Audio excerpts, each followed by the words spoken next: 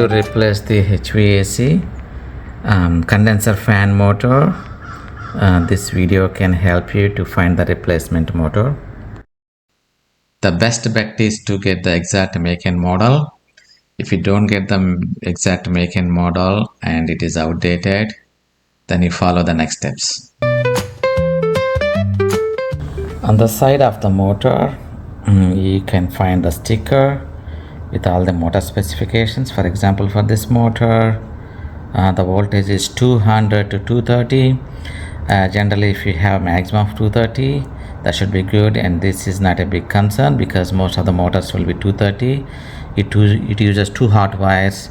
That means 115 volt plus for each hot wire, total 230 volts. I'm not much worried about it because most of them will come with 230 volts. And most important thing is the horsepower. Make sure this one has 1/4 horsepower, and then you match up with the horsepower for the new replacement motor. And another important thing is the revolutions per minute. This one has 825 revolutions, rotations this motor is going to make per minute. Make sure this is not below 825 because if it's running slow, it may not be cooling the condenser enough. It can go beyond 825, but again, I don't recommend going too much. Like, we don't know how it is going to impact the performance, or the system is built to handle the speed of the motor. Another important thing is the length of the rod.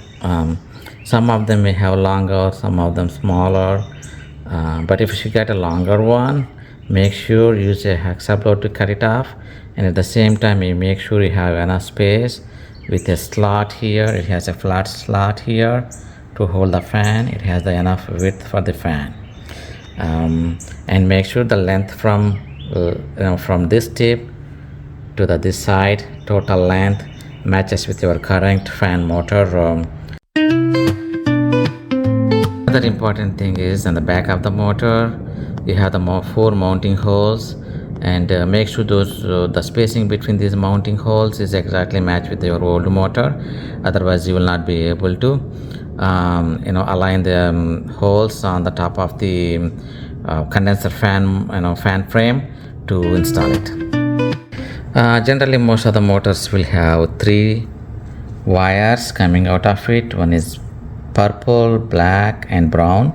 Purple and black for this motor are the hot lines or the power lines. Each one will connect to 115 volts, and brown is the one that is connected to the capacitor. And the specifications you can find here. See the black and power, this is purple, connected to the line, though both are connected to the hot wire, and the brown wire is connected to capacitor. So you can follow the same connections from checking your old motor and connect the new one.